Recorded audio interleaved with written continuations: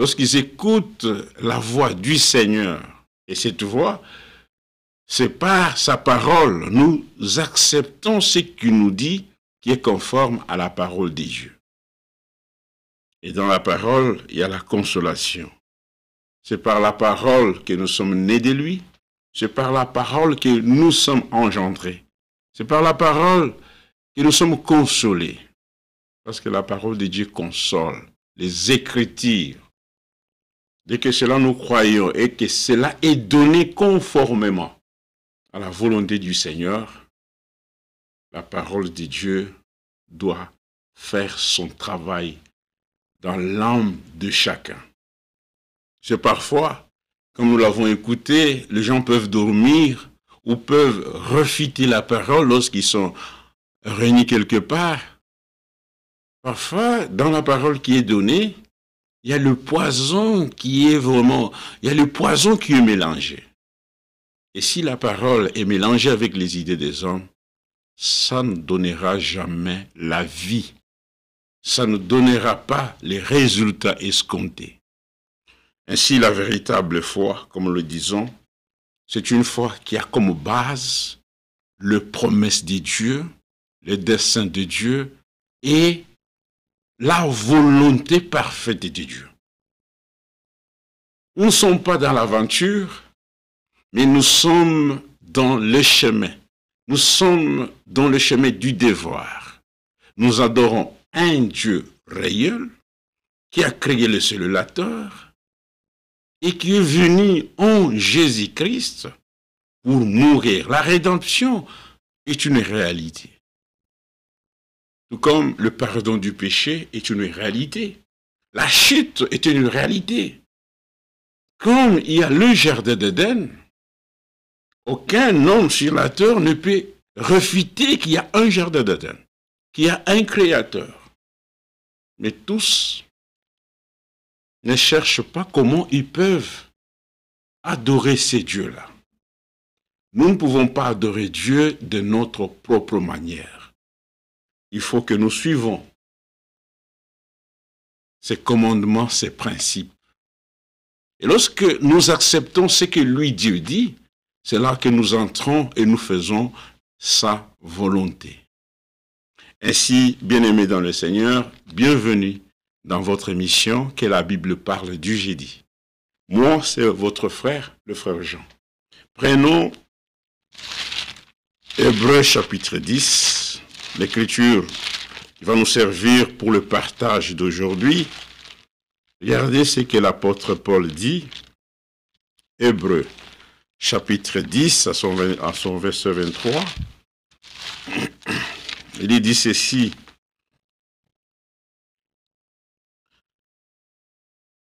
Il dit ceci, verset 23.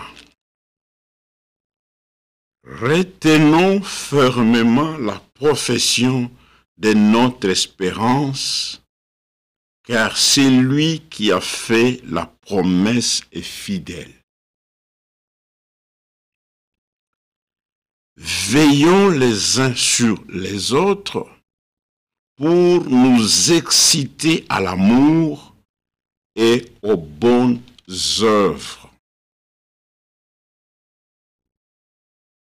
Tenir ferme. Nous sommes dans un combat. La puissance de l'ennemi, le mystère de l'iniquité. Comme Paul a averti le frère de l'église de Thessalonique, ce mystère est en train d'agir. Les faux prophètes agissent dans les domaines spirituels. Mais de l'autre côté, le Seigneur n'est pas resté le bras croisé. Après avoir accompli l'œuvre de la rédemption, Jean le voit. Il est au milieu de cet chandelier d'or et il marche. Et il marche tout en parlant. En accord avec ce qui est écrit dans Matthieu 16, je bâtirai mon église. Ainsi, dans Matthieu 24, il est dit, il y aura une séduction. Il y aura des trahisons. Les gens vont se trahir. Il y a un tableau qui nous est décrit par Matthieu. Maintenant, regardez, c'est pourquoi, lorsque Paul écrit aux Hébreux, il dit, nous devons retenir fermement la profession de notre espérance. Car c'est lui qui a fait la promesse est fidèle. C'est que lorsque nous professons, lorsque nous témoignons, notre foi a comme base la promesse de Dieu. Et lorsque nous regardons dans Genèse, le livre du début du commencement, lorsqu'il a parlé avec Abraham, le croyant, nous voyons dans le livre de Romains, Abraham, lorsqu'il a quitté, il a d'abord obéi à la voix, à l'appel de l'Éternel. Et c'est en obéissant, en croyant ce qu'il a écouté, il s'est mis en chemin et Dieu lui a donné la promesse. Il a toujours fait de ses promesses et il accomplit toutes choses selon ce qui est sorti de sa bouche. Ainsi, dans ces moments ici aussi, mes frères bien-aimés, retenons ferme. Nous sommes une classe victorieuse par la parole de Dieu. Nous devons écouter la parole chaque jour pour que nous soyons fermes et debout dans la foi. Nous ne devons pas regarder ce que les gens disent, mais nous devons nous occuper de ce que Dieu dit sur nous. Si Dieu ne peut pas nous juger sur la base de ce que les hommes disent. Tel a dit ceci, tel a dit ceci, telle église a dit ceci. Mais Dieu nous juge sur la base de sa parole. Il y a péché lorsqu'il y a transgression de la loi. C'est ça le péché. C'est par la loi que nous connaissons le péché. Et cette loi devient une loi spirituelle. Mais non, ce n'est pas seulement une loi qui est à l'extérieur, mais cette loi est vraiment dans notre cœur, dans notre âme. Ce n'est pas l'autre qui me dirige, mais c'est le Seigneur qui me dirige par sa parole. Le Saint-Esprit nous conduit. C'est pourquoi nous devons tenir fermement à la profession de notre foi. À cause de quoi? Parce que Dieu est fidèle. Il est le fidèle. Il accomplit, il ne trahit jamais. Ainsi il dit, veillons, verset 24 de Apocalypse 10, Hébreux chapitre 10 plutôt, verset 24. Nous devons veiller les uns sur les autres pour nous exciter à l'amour. Frères bien-aimés, lorsque vous comprenez la révélation de Dieu, chaque parole, chaque mot, même les iotants dans la parole, devient aussi important pour notre vie. Ça devient important pour ma vie. Nous ne lisons pas la parole de Dieu comme on lit un journal. Nous ne lisons pas la parole, nous n'écoutons pas la parole comme on écoute une information qui est donnée à la radio. Je l'écoute, je lis, afin que lorsque je lis, je comprends la pensée exacte de Dieu.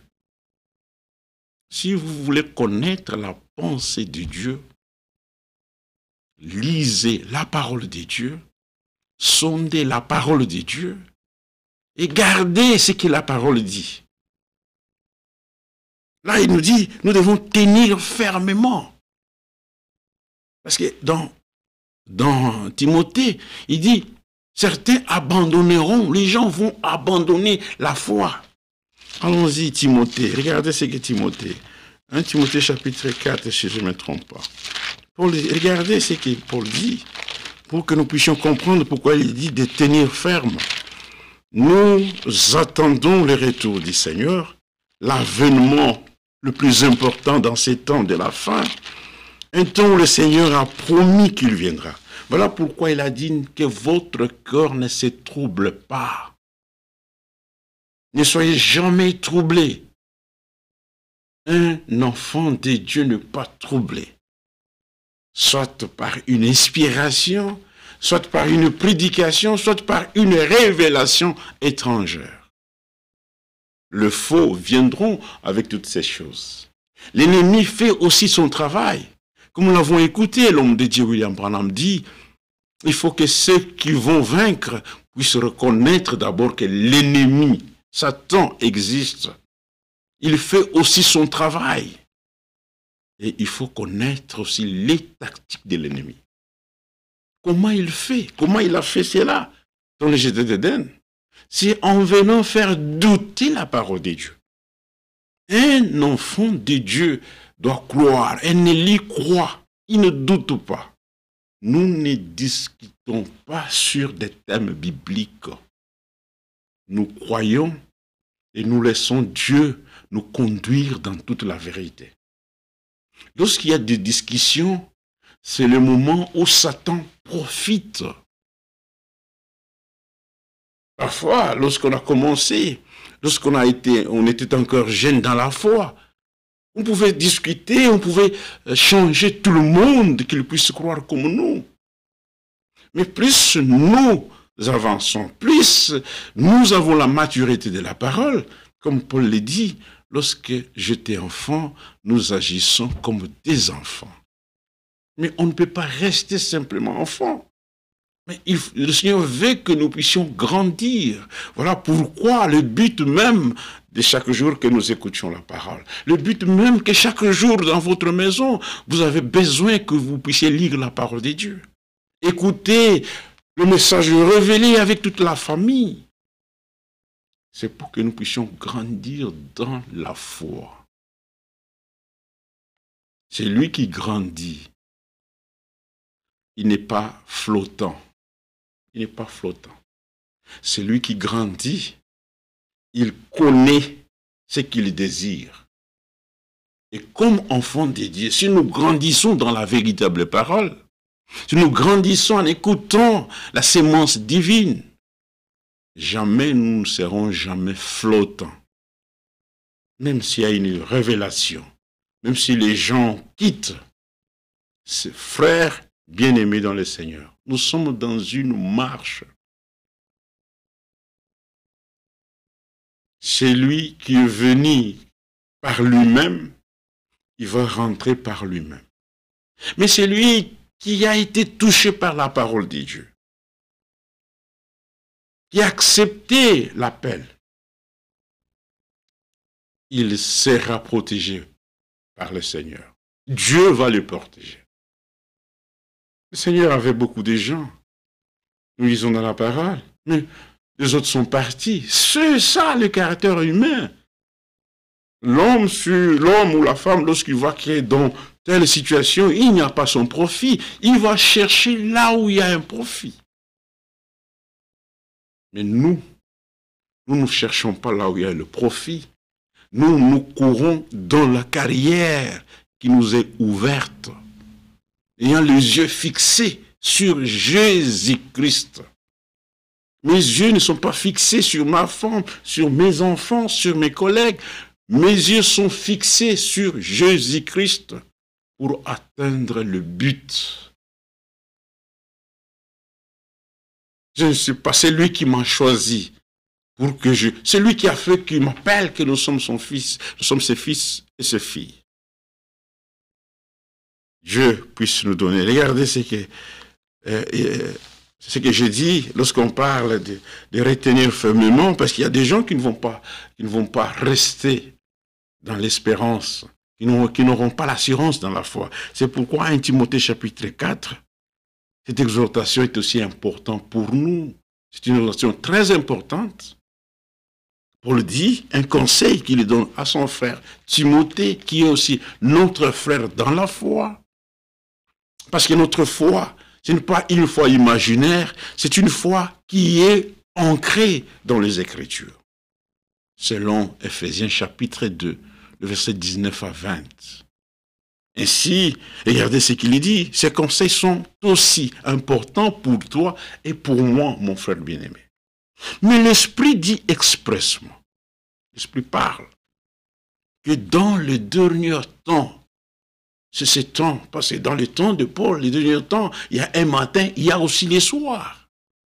Ainsi, regardez, il dit, dans les derniers temps, quelques-uns abandonneront la foi. Tout le monde ne va pas abandonner. La Bible est précise.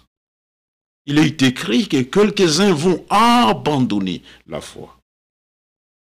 Ils vont rejeter les documents divins, les livres de l'Alliance. Ils ne vont pas accepter ce qui sera prononcé ou lu dans la parole. Ils vont abandonner. Et pour abandonner une chose, il faut d'abord y être, ou il faut d'abord la voir. Ils auront la parole de Dieu. Mais au fur et à mesure, lorsqu'on marche avec la parole, là où la parole donne des instructions, comme correction, ils ne vont pas dire non, ça nous n'aimons pas ça. Là où la parole donne comme commandement, les ordonnances, c'est là où nous voyons comment les gens abandonnent la parole. Ceux qui abandonnent la parole, ils ne l'abandonnent pas comme ça. C'est au moment où nous lisons les conseils de Dieu, au moment où il nous est dit par la parole, la correction venant de l'Esprit de Dieu. Là, chacun commencera maintenant à choisir. Et cela n'est pas de la même manière que les élus. En tant qu'Église du Seigneur, qui attend le retour physique du Seigneur dans les airs. Nous n'avons pas à choisir, nous acceptons tout ce que le Seigneur a dit. Que ce soit la correction, que ce soit les ordonnances. Et même si je vois que cela est contraire à ma manière de voir, comme c'est Dieu qui a dit, qu'il nous soit fait selon ta parole. C'est comme ça que le véritable fils et fille de Dieu ont parlé dans la Bible. Marie dit, mais comment cela va-t-il se faire? Et lorsqu'elle a eu les explications de l'ange, elle a dit qu'il me soit fait selon la parole de Dieu. Nous acceptons que cela soit ainsi selon la parole. Pas que cela soit ainsi selon nous. Parce que vous savez, chaque homme a une représentation du salut. Les gens, ils ont une représentation du salut. Ils peuvent parler, ils peuvent aussi exhorter. Mais les élus de Dieu, ils n'ont pas leur représentation. Les élus de Dieu, ils regardent ce qui est écrit pour chaque thème. Quelle est la pensée? Quelle est la volonté? C'est-à-dire, nous sommes liés à la volonté de Dieu. Et la volonté de Dieu est déjà exprimée. Elle est écrite, c'est la parole. Quelques-uns vont abandonner. Quelques-uns vont abandonner la foi. Ils vont abandonner d'écouter la véritable parole. Ils vont refuser, rejeter les serviteurs de Dieu qui sont envoyés. Parce que la foi, Romain nous dit, comment les gens peuvent-ils croire s'il n'y a pas de gens qui prêchent? Et comment des hommes peuvent-ils prêcher s'ils ne sont pas envoyés? Ainsi, la véritable foi, nous l'avons lorsque nous écoutons ceux qui sont envoyés par Dieu. Parce que celui qui n'est pas envoyé, il viendra donner la tradition, les dogmes. Ainsi, les gens vont abandonner la foi et pour aller s'attacher à des esprits séducteurs. C'est au dernier temps qu'il est parlé. Connaître comment Dieu agit au dernier temps et connaître comment aussi l'Antichrist agit au dernier temps. Ce sont les esprits séducteurs. Il vient séduire qui? Des gens qui ont écouté la parole de Dieu par des doutes. Et si voilà, nous avons, comme j'ai toujours appelé, l'exode de ceux qui ont reçu la révélation, qui retournent encore dans les dénominations, et de ceux qui sont dans la dénomination, que Dieu rappelle encore pour venir écouter la véritable parole. Et tout cela, ce n'est pas par notre force. Nous avons simplement comme objectif d'apporter la parole. L'apôtre Paul dit à Timothée, prêche la parole. J'aime cela. Il dit, prêche la parole, insiste en toute occasion favorable ou non, mais avec douceur, dans le but d'instruire. Même si tout le monde peut refuser, rejeter, abandonner la véritable foi. Nous pouvons dire comme David a dit, moi et ma maison, nous servirons l'Éternel. Ainsi, regardez, ils vont abandonner la véritable foi. Ils vont abandonner ce que la Bible dit. Ils vont abandonner ce qui est écrit. Mais ils maintenant commencer à accepter ce que les esprits séducteurs et des doctrines des démons.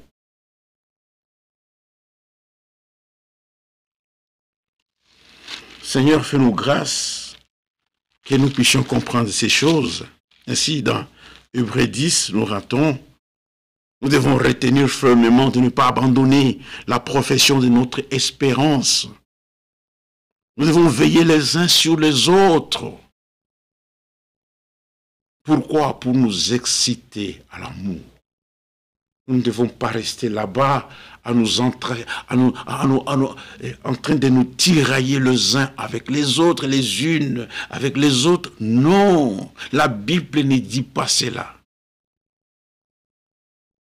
C'est pourquoi il est dit, mon peuple ne restera pas dans la confusion. C'est comme ça qu'il est écrit dans Joël.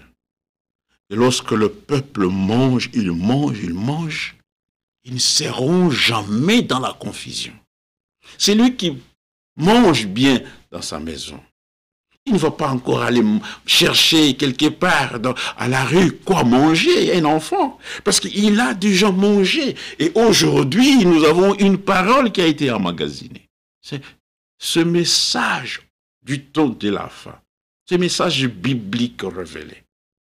Dieu a permis que cela soit emmagasiné parce qu'il connaissait qu'il y aura la famine. Les gens ils seront flottants par-ci et par-là. Les personnes, le peuple, ils vont aller d'ici et là. Ils vont chercher la parole de Dieu. Et cette parole qui a été emmagasinée, voilà le moment, cette parole est en train d'être distribuée. La distribution de la nourriture des dieux. Ce n'est pas la répétition du prophète Branham. Non. Parce qu'il y a des gens qui voient que distribuer la parole, c'est comme répéter ce que Frère Branham a dit. L'homme de Dieu est sincère, comme l'ange lui a dit. Si tu es sincère, même le cancer, beaucoup ne sont pas sincères. L'homme de Dieu, le serviteur de Dieu, William Branham, était sincère devant le Seigneur. Il a prêché la parole de Dieu comme Paul. Comment Paul prêchait? Si quelqu'un dit que je prêchais la parole, j'ai enseigné comme Paul. Mais retournons dans la Bible, regardons comment Paul prêchait. Et Paul prenait ce qui a été dit par les apôtres et il montrait l'accomplissement. Voilà pourquoi les apôtres disaient toujours, c'est ainsi s'accomplit ce qui a été écrit dans Joël. C'est ainsi que cela a été écrit dans Ésaïe. C'était l'accomplissement des promesses bibliques. Ça, c'est vraiment important. et la distribution de la nourriture, on ne donne pas la nourriture qui est emmagasinée, on ne la donne pas comme ça à l'état brut, cru. Non, non. Elle doit être préparée. Ainsi, les serviteurs de Dieu, des sentinelles, c'était des préparateurs de l'aliment. Ils préparaient l'aliment pour le peuple. La nourriture, je vais dire. Lorsque une nourriture est emmagasinée, une véritable femme ne vient pas simplement avec cette nourriture. À l'état brut, des carottes, la farine, la poudre, elle met à la table et on commence à manger. Cela doit passer par un processus de lavement. On lave, on décortique, on fait ceci. Et il y a des choses qui vont rester. Mais toutes ces choses-là ont été, on a acheté. Les poissons. On ne prend pas les poissons, on mange les poissons avec tous ces... Quoi là, hein? Vous voyez, la viande, on prend même les os, on commence à manger. On doit enlever ce qui n'est pas utile. Et on amène, on prépare. Et lorsqu'on arrive à la table, on sert une nourriture qui est utile. Et même lorsqu'on mange, maintenant, il y a aussi un moment où lorsqu'on mange, on dit, ah, ça c'est, on enlève, on met à l'écart, on enlève. Voilà comment c'est fait. Et lorsque nous, en ces moments, nous regardons quelle est la volonté parfaite de Dieu. C'est quoi que Dieu veut en ces moments? Nous ne sommes pas fanatiques, mais nous sommes soumis à la pensée divine de Dieu. Ce n'est pas simplement que Frère Branham a dit, mais lorsque nous parlons de ce que Frère Branham a dit, soyons aussi capables de prouver cela par les Écritures. Parce que lui-même était un prophète qui était fondé dans les Écritures. Et lorsqu'il prêcha sur le baptême au nom de Jésus, ce n'était pas une imagination. Il a regardé dans la parole. Lorsqu'il a donné l'enseignement sur la révélation de cette chose, c'est toujours sur la parole. Et lorsque l'homme de Dieu parla sur l'Antichrist, c'est toujours sur la parole. Lorsqu'il parla sur le retour du Seigneur, il s'est référé toujours de ce qui est écrit dans la parole. Ainsi nous pouvons dire, le message du temps de la fin, c'est un retour total à la parole de Dieu. Total à la parole. Ainsi voilà pourquoi nous devons veiller les uns sur les autres pour nous exciter à l'amour et aux bonnes œuvres. C'est ainsi il est dit, n'abandonnez pas notre assemblée comme c'est la coutume de quelques-uns, mais exhortons-nous réciproquement, et cela d'autant plus que vous voyez s'approcher les jours du Seigneur. Dans Matthieu chapitre 25, c'est lorsque ces vierges se sont endormis, ils sont sortis. Plus ils attendaient le Seigneur, et plus elle s'est fatiguée. Nous devons veiller les uns sur les autres.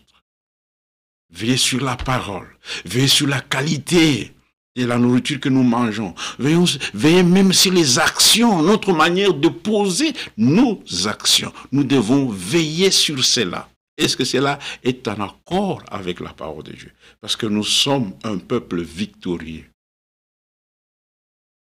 Nous ne devons pas nous mettre là pour nous exciter aux querelles. Il y a des gens qui sont là, leurs querelles, c'est leur mode de vie. C'est leur mode de vie. Ils aiment se quereller. Ils veulent accuser les autres. Ils veulent montrer aux autres que c'est eux qui détiennent la vérité absolue. Et ils se font un enlèvement des assemblées. Verset 32, il dit, « Souvenez-vous de ces premiers jours après avoir été éclairés. Vous avez soutenu un grand combat au milieu de souffrances. D'une part, exposé comme un spectacle aux opprobres et aux afflictions. Et de l'autre part, vous associant à ceux dont la position était la même. Quelle position? C'est qui détenaient la parole de Dieu. Parce qu'il y a des gens qui ont des positions tribales, des positions ségréganistes, des sectionnaires dans le message. Ils ont une position là tribale, là, une position là coutumière, une position là dogmatique. Et si vous entrez dans ces groupes, c'est toujours ces groupes parlent mal de ces groupes-là. Dans tout cela, c'est quoi? Parce qu'on veut se montrer plus mieux que les autres. Que le Seigneur nous vienne en aide dans ces temps. Nous attendons le retour du Seigneur. Nous sommes dans l'attente pour l'accomplissement de l'avènement du Seigneur. C'est lui qui a fait la promesse et fidèle. Parce que nous attendons, il y a une promesse qui a été donnée. Jean chapitre 14. En effet, verset 34, vous avez eu de la compassion pour les prisonniers et vous avez accepté avec joie l'enlèvement de vos biens. Sachez que vous avez de biens meilleurs qui durent toujours. C'est ici, verset 35, il dit, n'abandonnons donc pas votre assurance. 1 Timothée chapitre 4, il dit, quelques-uns vont abandonner la foi. Ils vont s'attacher. Ainsi, l'Esprit nous exhorte encore, dit, pour nous qui sommes restés fermes, n'abandonnons pas notre assurance, à laquelle est attachée une grande rémunération. Mais à cause de cela, dans cette attente, Dieu, le Saint-Esprit, nous exhorte ceci, car nous avons besoin. J'ai besoin de la persévérance. Je ne sais pas parce qu'il est dit, car vous avez besoin de persévérance. Oh là là, Seigneur. Enfin qu'après avoir accompli la volonté de Dieu. Lorsqu'il est parlé de la persévérance, c'est une persévérance. Nous l'avons à cause de la promesse du Seigneur. À cause de la promesse. Et dans la persévérance, il y a l'attente. Et dans cette persévérance, nous avons la patience. Lorsque nous persévérons, lorsque nous attendons, nous ne sommes pas dans l'abandon. Nous n'abandonnons jamais la parole de Dieu. Voilà pourquoi Paul pouvait dire, qu'est-ce qui peut me séparer de l'amour de Christ? Il n'y a rien qui peut me séparer. Verset 35 de Hébreux 10. N'abandonnez pas votre assurance à laquelle est attachée une grande... Car j'ai besoin de persévérance, personnellement.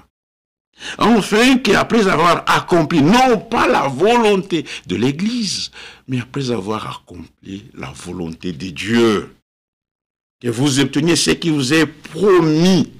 Parce que cette promesse qui a été donnée à ceux qui attendent le retour du Seigneur, le Saint-Esprit nous exhorte, afin que nous ayons la patience, que nous tenons ferme, parce que c'est lui qui a fait la promesse est fidèle. Il est fidèle, bien-aimé dans le Seigneur. Nous allons obtenir. Voilà pourquoi dans le verset 37, il est dit, encore un peu de temps, encore un peu. Regardez dans le monde aujourd'hui. Les gens courent toujours par de nouvelles révélations, nouvelles fabrications, la technologie, mais eux-mêmes disent non, nous commençons à partir mal. Faisons d'abord un temps mort pour ne pas encore qu'on puisse encore faire sortir de nouvelles technologies. Pourquoi cela? Parce que ça ne va pas. Mais si les gens dans les sociales, ils cherchent toutes ces choses-là, plus nous maintenant, nous méditons plus pour connaître ce qui est la volonté de Dieu. Ce qui est dans la volonté de Dieu. Parce qu'encore un peu de temps, beaucoup de gens ne se préparent pas parce qu'ils deviennent négligents. Ils ne savent pas le temps dans lequel nous vivons. Ils ne savent pas le temps dans lequel ils vivent. L'homme voit comme s'il va rester encore 200 ans sur la terre. Lorsque tu connais le temps que tu vis, lorsque nous voyons ce qui se manifeste et l'accomplissement de prophéties bibliques concernant le monde, nous voyons le comportement, les changements comme nous l'avons entendu. Même dans le mariage, l'homme veut changer tout. L'homme veut changer tout. Et la méchanceté de l'homme sur la terre. Plus il y a de nouvelles technologies, plus l'homme devient encore plus méchant. Verset 37, il dit encore un peu de temps. C'est lui qui doit venir, viendra. Qui va venir? Nous n'attendons pas le retour du prophète, mais nous attendons le retour de l'époux, notre Seigneur Jésus-Christ, pour prendre son Église. Et son Église, c'est toi et moi qui faisons partie de cette Église. Et si nous devons regarder lorsque nous partons même travailler, pour comprendre que oui, je peux travailler pour avoir l'argent, les salaires, payer mes billes et autres choses. Mais que je puisse savoir que mon âme a besoin de la parole de Dieu. Mon âme a besoin d'écouter. J'ai besoin d'être corrigé. Parce que, comme nous l'avons écouté, que nous avons des lois dans notre vie. Il y a la loi spirituelle et la loi charnelle. C'est lorsque nous écoutons plus la parole de Dieu qu'une des lois commence à diminuer, à disparaître dans notre vie. Comme j'écoutais un frère, a écrit, notre frère Nico Kadimo, il écrit, la transformation, ce n'est pas un coup de bâton magique, pas fait directement. C'est par l'écoute de la parole de Dieu, de l'enseignement de Dieu, que nous allons arriver à la perfection. Parce que les gens voient comme si c'est comme Moïse a tapé le bâton sur la mer et puis s'est fendu des miracles comme cela. Dieu a un temps qu'il appelle, un temps qu'il est en train d'enseigner son peuple, un temps qu'il marche avec son peuple, et il ne marche pas simplement pour le laisser dans les chemins, mais il marche avec ce peuple jusqu'à la destination, à l'accomplissement de ce qu'il a dit. Encore un peu de temps, celui qui doit venir viendra, et il ne tardera pas. Et mon juste vivra par la foi.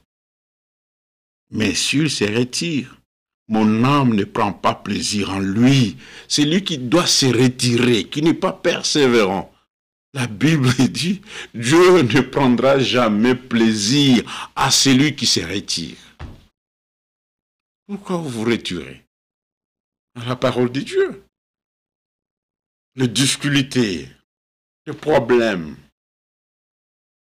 c'est simplement un passage de la vie pour que nous sortions vainqueurs. Parce que la dénomination, lorsqu'elle apporte la parole, on dit aux gens comment ils seront errés toute leur vie, comment ils auront de mariage heureux toute leur vie, comment ils auront de richesses éternelles. C'est ce qui est promis dans la dénomination. Mais on ne montre pas la facette exacte de ce que Dieu aime et ce qu'il veut de son peuple. Toutes les richesses que nous avons, tout ce que vous avez, comme cela est à un commencement, tu connais quand tu as eu l'argent, et cela doit finir. Les habits que nous avons, nous en achetons tout le temps. Nous vieillissons. Il n'y a pas une richesse éternelle. Il n'y a que la vie éternelle de Dieu. Et pour l'avoir, nous devons d'abord naître, être engendrés de lui. Nous ne sommes pas, verset 39, nous ne sommes pas de ceux qui se retirent pour se perdre, Quand quelqu'un se retire, il abandonne la parole, sachez que le résultat va se faire voir. Les gens vont percevoir les résultats.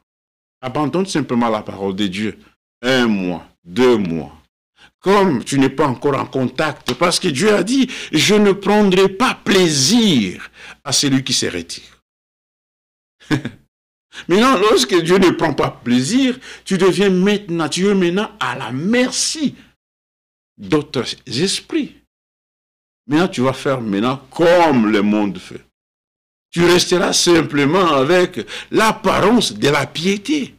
Lorsque les gens abandonnent, Satan leur donne l'apparence de la piété. Ils peuvent aller écouter la parole, ils peuvent chanter, ils peuvent se dire que Dieu m'a fait la grâce, mais ils n'acceptent pas cette grâce-là. La grâce de Dieu, source de bonheur, nous enseigne.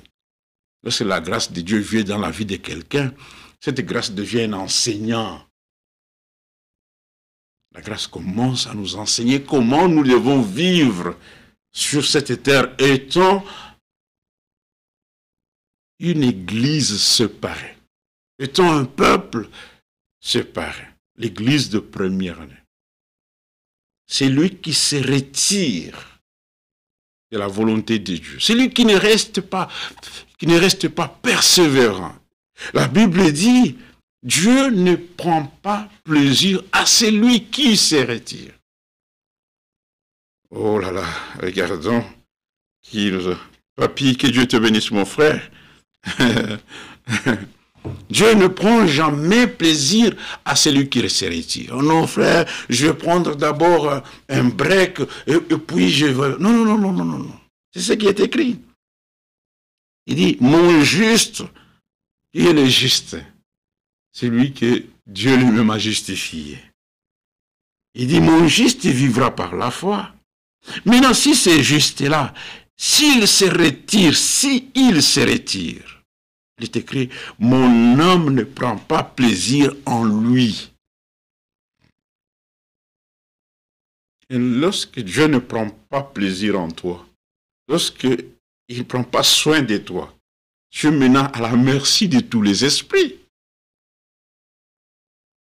Constatez simplement que lorsque quelqu'un a reçu cette parole révélée biblique dans ces temps, s'il prend seulement congé d'écouter la parole de Dieu, ou de se réunir avec le peuple de Dieu, 2 mois c'est beaucoup, vous verrez les résultats.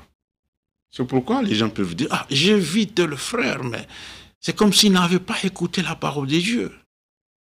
Les autres peuvent dire, moi j'évite le sœur, mais c'est vraiment bizarre. Je l'ai vu dans vraiment, c'est terrible, même l'habillement. Parce qu'elle n'est pas encore protégée. Qu'est-ce qui nous protège? C'est la parole de Dieu. Voilà pourquoi nous avons dit, si nous voulons sortir victorieux dans toutes choses, gardons la parole de Dieu. Prenons soin de la parole de Dieu. Comment prendre soin de cela? C'est dans l'obéissance et en observant ce qui est écrit. Nous devons persévérer, être patients, parce que nous ne regardons pas à ce que nous voyons à côté de nous, mais nous, dans notre âme, c'est cette promesse qui a été due, qui a été déjà faite. C'est la promesse de Jean 14 qui reste pour nous. Voilà pourquoi le Saint-Esprit nous dit d'être persévérant, d'être patient.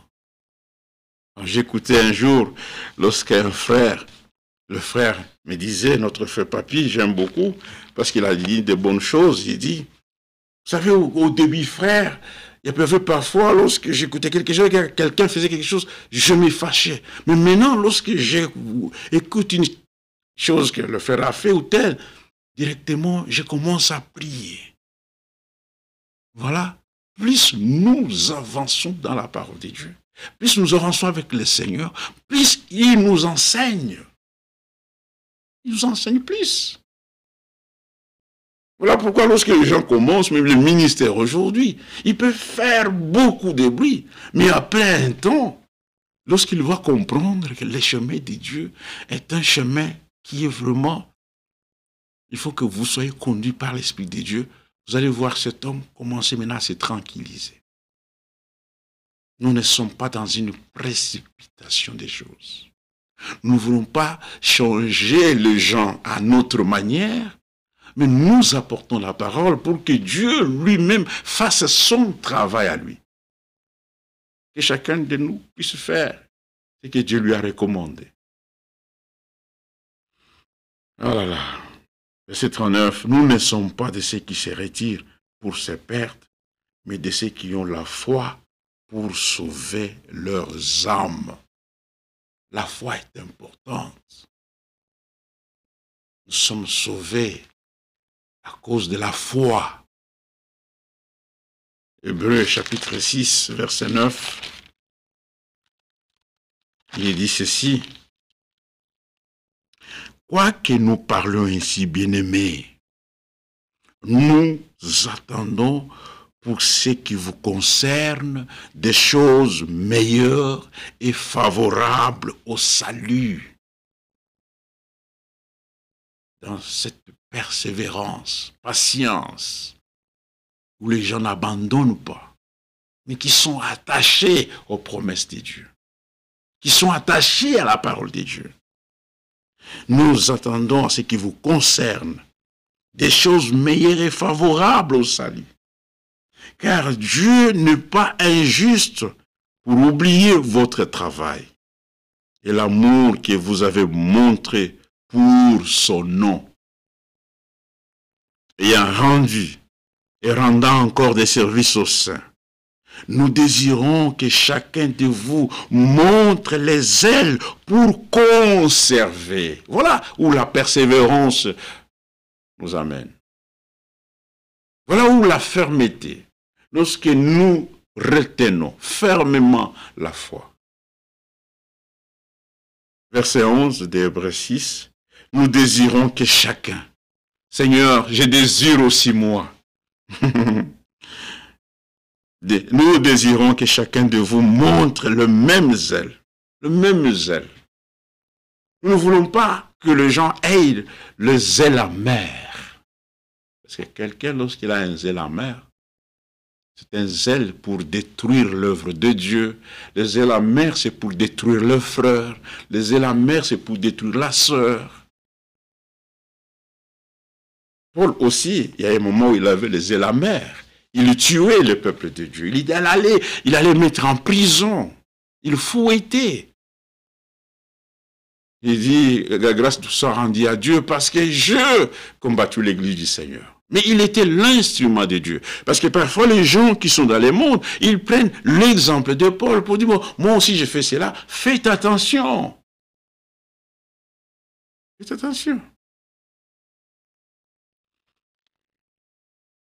Nous devons avoir les ailes pour conserver jusqu'à la fin une pleine espérance. En sorte que vous ne relâchez point, que vous n'abandonnez point, et que vous imitiez ceux qui par la foi et la persévérance héritent de promesses de Dieu. Il y a eu Abraham, il y a Abraham. Il y a Abraham. Il y a Abraham qui est là. Il y a un exemple d'Abraham. Il y a des gens qui ont persévéré dans le royaume de Dieu, qui ont persévéré lorsqu'ils ont écouté la parole de Dieu. J'ai toujours parlé, je dis toujours aux frères, nous ne sommes pas la première génération, ou les premiers hommes, ou les premières femmes qui ont adoré le Seigneur. Il y a eu déjà des adorateurs. Il y a un modèle déjà établi dans la parole. Ainsi, ces modèles, ces gens qui sont comme nos modèles, Abraham par exemple, il a été persévérant, il n'a pas lâché. Quelle que soit la guerre de l'autre, quel que soit tout ce qu'il a passé à Abraham, il est resté. La Bible dit, il ne douta de rien. Il n'a pas douté. Il y a l'exemple, on l'appelle même Abraham le croyant. C'est pourquoi le verset 13, regardez, cette persévérance, c'est pour la promesse qui va s'accomplir. Il dit, lorsque Dieu fit la promesse à Abraham, ne pouvant jurer par un plus grand que lui, il jura par lui-même et dit, certainement, je te bénirai et je multiplierai ta postérité. Verset 15, c'est ainsi qu'Abraham, ayant persévéré à cause de cette promesse, je te bénirai.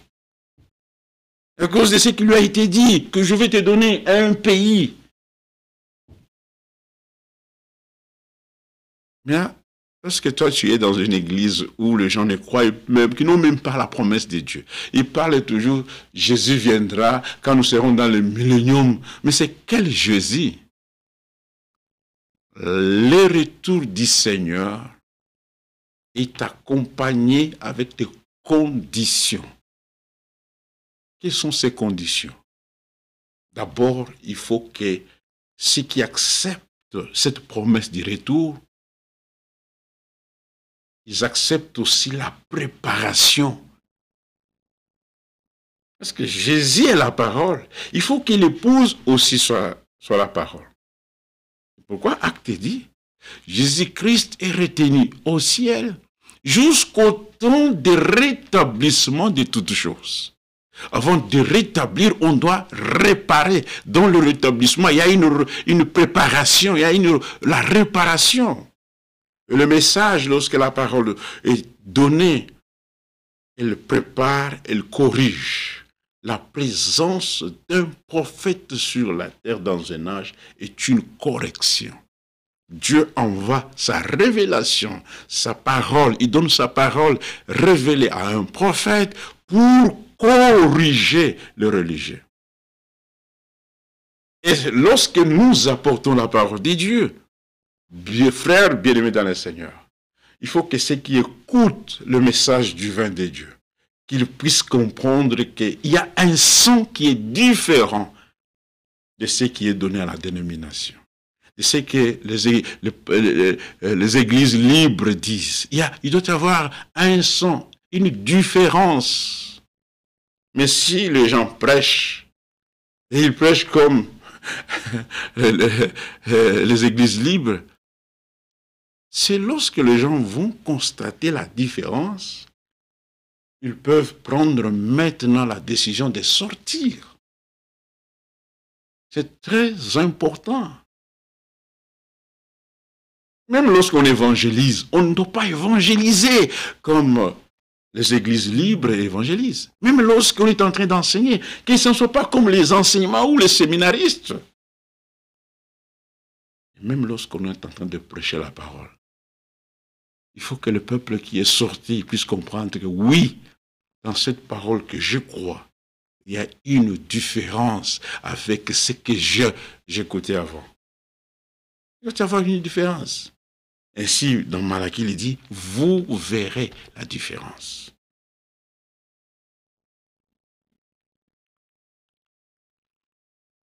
Ah là là. Oh, de Dieu, Seigneur, merci. C'est toujours dans l'hébreu. Il dit, Dieu n'a pas, et lorsqu'il fait une promesse, c'est ainsi qu'Abraham, ayant persévéré, verset 15, il a obtenu ce qui lui avait été promis.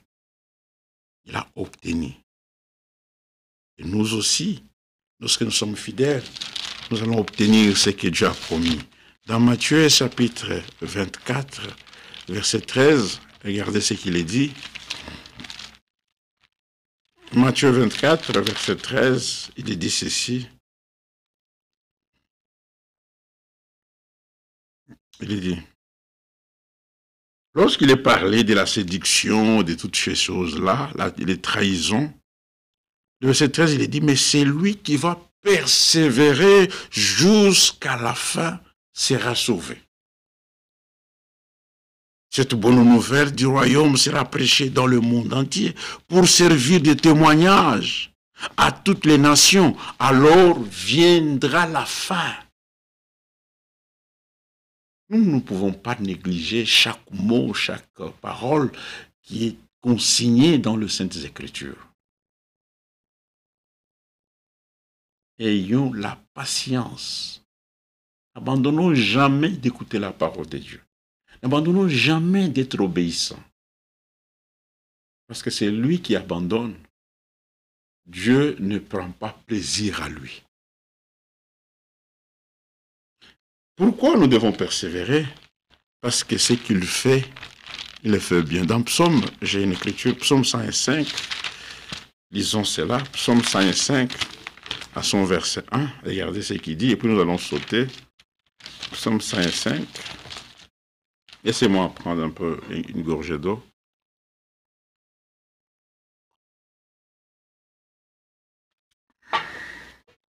Psaume 105.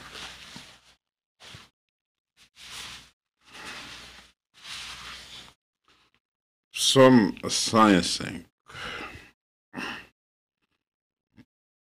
Salutations à tous les saints, que Dieu vous bénisse tous richement. Que Dieu bénisse aussi notre frère Papimboui, qui est en France en ce moment, qui nous écrit. Nous parlons sur la persévérance dans les promesses de Dieu. Persévérer, nous devons persévérer parce que nous croyons à la promesse. Dans Psaume 105, regardez ce qu'il est dit. Psaume 105, bientôt nous allons finir. Il dit, louez l'Éternel, invoquez son nom. Faites connaître parmi le peuple ses hauts faits. Au verset 8, il dit, verset 7, l'Éternel est notre Dieu. Ses jugements s'exercent sur toute la terre. Il se rappelle à toujours son alliance. L'alliance qu'il a traitée avec Abraham. Et lorsqu'il traita l'alliance avec Abraham, Abraham à son tour, il était devenu persévérant parce qu'il était dans une alliance avec le Dieu qui se souvient de ses promesses. Alors il dit, l'alliance qu'il a traitée avec Abraham et les serments qu'il a fait à Jacob, à Isaac, il a érigé pour Jacob en loi et pour Israël en alliance éternelle. Disant, je te donnerai le pays des Canaan comme héritage qui vous est échu. Je te donnerai.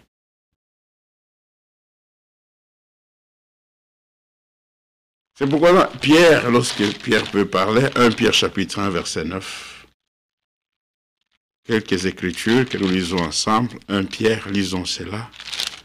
Et cela, c'est une exhortation. 1 Pierre chapitre 1 verset 9, il est dit ceci. Il dit verset 6, je vais commencer verset 8. Vous l'aimez sans l'avoir vu. Vous croyez en lui sans le voir encore. Vous réjouissant d'une joie merveilleuse et glorieuse. Parce que vous obtiendrez le salut de votre prix, le salut pour prix de votre foi. Nous devons persévérer dans la foi. Persévérons avec la parole que nous écoutons. Car celui qui va se retirer, il va se retrouver plus loin. Nous voulons demander au Seigneur, Seigneur, fais que je puisse rester persévérant dans ce que tu dis et dans ce que tu recommandes dans ma vie. Que je n'abandonne jamais. Non pas que je vais le faire de moi-même, mais Seigneur, soutiens-moi toujours. Hébreux chapitre 12, verset 1, il dit, nous aimons cela. Nous donc aussi, puisque nous sommes environnés d'une si grande nuée de témoins, rejetons tout fardeau. Nous devons rejeter tout fardeau.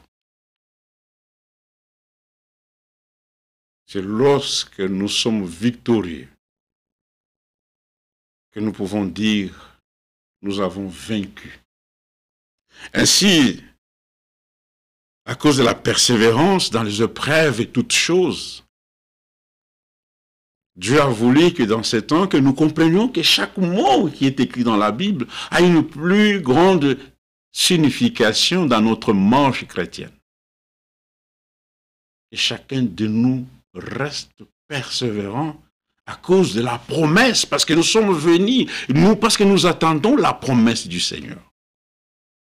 L'exemple a été donné d'Abraham et de tous ceux qui ont marché dans la foi. C'est pourquoi ici, donc, nous donc aussi, puisque nous sommes environnés d'une si grande nuée de témoins, rejetons tout fardeau et le péché qui nous environne si facilement. Et courons avec persévérance dans la carrière qui nous est ouverte. Et comment nous devons courir? Je ne cours pas le visage par terre. Je n'ai pas honte de l'évangile des dieux, mais je regarde vers le but, parce que c'est lui qui est arrivé à la perfection, c'est le Seigneur Jésus-Christ. Maintenant, nous courons maintenant dans la carrière qui est lui, afin que nous puissions marcher dans cette carrière ouverte. Mais c'est pourquoi il dit, ayant les regards sur Jésus, qui suscite la foi et la mène à la perfection. J'aime lorsque l'homme de Dieu il prêche une prédication, il dit la foi parfaite. Et comment arriver à cette foi parfaite? C'est lorsque nous sommes patients et persévérants dans ce que nous écoutons. Tout en se dépouillant, que le Saint-Esprit puisse nous dépouiller du vieil homme, de tous ces fardeaux qui nous enveloppent si facilement.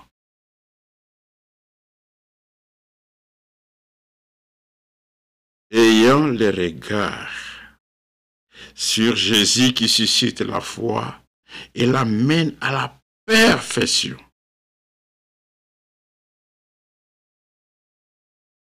Voilà pourquoi dans Psaume 25, chapitre 1, regardez ce qu'il est dit d'abord. Psaume 25, chapitre 1, Psaume 25. Oh, nous aimons quand nous écoutons ces choses. Nous devons aussi vraiment dire, Seigneur, fais-nous grâce, afin que ce que nous lisons puisse rester. Que nous vivions cela. Dans Psaume 25, regardez. Ici, il est dit dans Hébreu que lorsque nous courons vraiment avec les regards vers Jésus. C'est lui qui suscite. Psaume 25, il est dit, l'Éternel, j'élève à toi mon âme. C'est à l'Éternel que nous devons élever notre âme. Mon Dieu, en toi, je me confie, car je ne sois pas couvert de honte, que mes ennemis ne se réjouissent pas en mon sujet. Le verset 3, il dit, tous ceux qui espèrent en toi ne seront point confondus. Ainsi, si nous prenons dans Hébreu chapitre 12, il est parlé de la persévérance. Il dit, nous devons marcher, courir avec persévérance, dans la patience, dans cette carrière qui nous est ouverte, mais ayant le regard, non pas sur mon frère, non pas sur l'Église. Parce que dans l'Église, il y a 3 sortes de croyants. Que mon regard, que notre regard soit fixé vers Jésus. Qui fera comment? Lorsque nous fixons ce regard à lui, nous ne serons jamais confondus, comme il est dit dans Psaume 25. Il va susciter encore la foi. C'est lui qui va faire que notre foi arrive jusqu'à la perfection. En échange, c'est pourquoi il dit, en échange des joies qui lui est réservées. Il a souffert la croix, méprisé l'ignominie, et il s'est assis à la droite de Dieu. Considérez en effet celui qui a supporté contre sa personne une telle opposition de la part de pécheurs, afin que vous ne vous lassiez point et que vous ne lâchez pas l'âme découragée. Parfois, lorsque quelqu'un est découragé, il abandonne, il se lasse, il laisse. Il est fatigué, il dit, je n'irai jamais encore dans cette église pour écouter la parole. Tu fais mal à toi-même. Parce que lorsque tu abandonnes à écouter la parole de Dieu, Dieu ne prend pas plaisir à toi. C'est très important, mes frères bien-aimés. Mais, comme nous venons de lire dans Psaume 25, verset 3, tous ceux qui espèrent en toi ne seront point confondus. Tous ceux qui espèrent en Jésus ne sont pas confondus. Ceux-là seront confondus qui sont infidèles sans cause. Ainsi nous disons, merci Seigneur parce que tu as voulu que cela reste en nous. Dans Ésaïe 49, verset 23, regardez le même Dieu, la même parole, je crois, nous devons finir par là. Ésaïe 49, je vais lire quelque chose et puis nous allons partir. Verset 23 dans Ésaïe 49, c'est pour exhorter. Nous nous exhortons les uns les autres. Ésaïe 49, verset 29. Verset 23, Ésaïe 49, je suis là. Regardez, bien-aimés dans le Seigneur. Dans Ésaïe 49, verset 23, il est écrit de ceci. Des rois seront des nourriciers, et leurs princes des nourrices. Ils se prosterneront devant ta face contre terre, et ils lécheront la poussière de tes pieds. Et tu sauras que je suis l'Éternel, et que ceux qui espèrent en moi ne seront point confus. Il faut toujours espérer pendant ce temps que nous marchons avec le Seigneur. Ainsi, regardez, allons dans Romains, chapitre 2, verset 7. Romains, chapitre 2, verset 7, il est écrit encore comme cela. Il est dit, à tous ceux qui sont à Rome sont bien-aimés de Dieu, saints par vocation. Que la grâce et la paix vous soient données de la part de notre Seigneur Jésus-Christ, du Seigneur. Qui peuvent marcher dans l'obéissance, c'est ceux que le Seigneur lui-même a appelés. C'est ceux qui peuvent marcher. Et le même, Paul continue dans Romains chapitre 5, verset 3, il dit de la même chose, regardez. Il dit, bien plus nous nous glorifions même des afflictions, sachant que l'affliction produit la persévérance, et la persévérance, la victoire dans l'épreuve. Comment tu peux sortir victorieux tant que tu n'as pas persévéré? Et cette victoire, l'espérance. Or, l'espérance ne trompe point parce que l'amour de Dieu est répandu dans nos cœurs par le Saint-Esprit qui nous a été donné. Que Dieu lui-même nous fasse grâce de rester persévérants, patients, parce que nous attendons le retour du Seigneur, ce qui est un événement important dans notre temps. Nous sommes victorieux. Cette victoire, tu ne peux pas l'avoir. Regardez les gens qui font des sports. Ils sont persévérants. Ils peuvent aller 4 heures, 3 heures, faire des gyms, faire ceci. Ils se donnent même des règles pour la nourriture.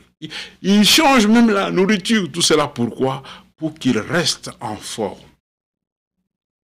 Mais si ils font cela, à combien plus forte raison que le Seigneur, par ses paroles, ces quelques paroles que nous venons de lire, comment il ne peut pas nous aider si nous nous laissons à lui pour dire, Seigneur, fais que lorsque j'écoute ta parole, que je ne puisse pas abandonner, que je ne puisse pas me laisser et aller commencer à faire de n'importe quoi. C'est pourquoi il est dit que c'est lui qui vaincra. Le vainqueur n'abandonne pas. persévérons, frères, car celui qui a fait la promesse est fidèle. Encore un peu de temps. C'est pourquoi nous disons, Seigneur, déverse ta pluie sur moi et que toi-même, tu puisses me laver comme tu le veux, Seigneur. Que Dieu soit loué et qu'il vous bénisse, mes frères. Nous sommes arrivés à la fin. Nous faisons tout pour que nous ne puissions pas prendre beaucoup de votre temps. Et lorsque nous partageons ces quelques paroles, nous aimons aussi recevoir vos nouvelles. Frère Mbouyi nous a salués au nom du Seigneur Jésus-Christ et nous saluons aussi notre frère au nom du Seigneur Jésus-Christ. Nous avons culte à l'adresse suivante, 1091 sur la rue Saint-Louis dans la ville de Gatineau. Je crois dans le mois, c'est bientôt là, c'est l'été qui va commencer. Parfois, pendant l'été, nous aurons un programme spécial. Un certain dimanche, nous allons faire, je peux dire, parler dans une salle d'un grand hôtel, soit ici à Gatineau, et puis nous allons aller à Ottawa pour présenter la parole de Dieu.